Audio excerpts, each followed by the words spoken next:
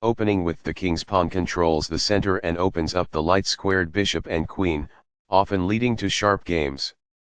The Sicilian defense controls the d4 square with c-pawn. Nf3 develops the knight toward the center to prepare for a d4 pawn push, where the knight will recapture if black captures on d4.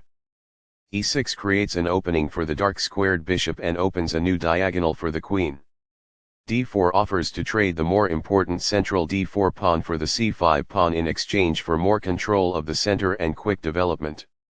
Cx d4 gives black 2 central pawns versus 1 central pawn for white. Nx d4 recaptures the pawn and activates the knight in return for having 1 central pawn versus black's 2 central pawns.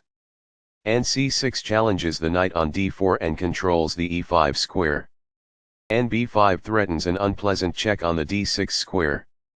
d6 prevents the white knight from coming into the d6 square and controls the e5 and c5 squares. c4 takes space in the center, supports the b5 knight and controls the d5 square. Nf6 develops the knight toward the center, attacks the e4 pawn and controls the d5 square. N1c3 develops the knight toward the center, controls the d5 square and supports the b5 knight. A6 attacks the knight on b5, forcing it to retreat from its active post.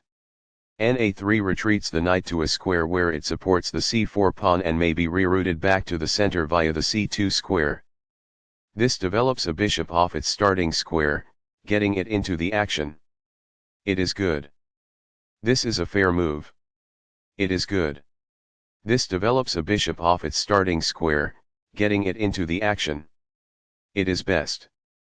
This develops a bishop off its starting square, getting it into the action. It is excellent. This protects an underdefended pawn that is under attack. It is best. A solid choice. It is excellent. Castling gets the king to a safer square, out of the center of the board, while also developing a rook. Castling kingside tends to be safer because the king is further from the center. It is best. This develops a bishop off its starting square, getting it into the action. The rooks can see each other now, allowing them to provide mutual defense. Castling develops a rook, while also moving the king to safety. Castling to the same side of the board as the opponent tends to lead to less sharp positions as compared with opposite side castling. Master games. It is the last book move. This connects the rooks, which helps them coordinate together in the future.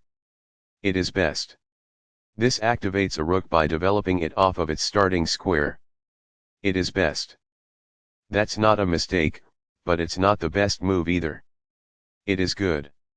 One of the best moves. It is excellent. This activates a rook by developing it off of its starting square. It is excellent. That's what I would have recommended. It is best. That's a sensible reply. It is excellent. This misses an opportunity to centralize a knight so it controls more squares. It is an inaccuracy. The pawn is now adequately defended. It is good. That's fine. It is good. This is a fair move. It is good. There were worse moves, but also something much better. It is an inaccuracy. This misses an opportunity to increase a bishop's scope by moving it to a better square. It is an inaccuracy. This overlooks a better way to add a defender to a vulnerable pawn. It is an inaccuracy. Balanced. Neither player ever had an advantage. That game was pretty competitive. The opening was balanced.